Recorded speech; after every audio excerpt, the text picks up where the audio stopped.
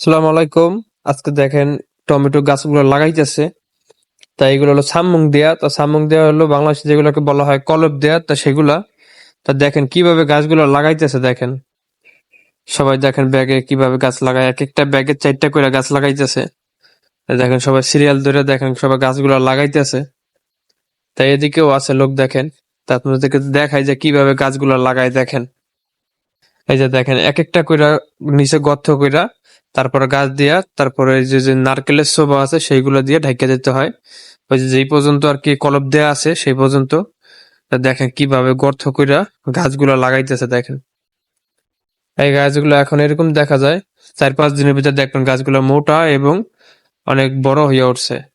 কারণ এই যে কালাপ্পা গুলো লাগাইতেছে নারকেলের ছোবা এগুলো হলো পুরানো। তা আগে গাছ লাগানো ছিল এই কারণে এইগুলো একটু সার দেয়া আছে আগে থেকেই। তো এইগুলোতে গাছগুলো লাগাইলে গাছগুলো অনেক তাড়াতাড়ি মোটা এবং বড় হয়ে ওঠে।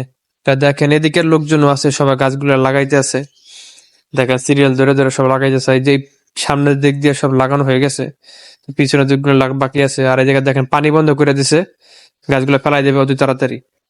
তাই দেখেন গাছগুলো ফেলাই দেবেন তাড়াতাড়ি এই কারণে পানি বন্ধ করে দেওয়ার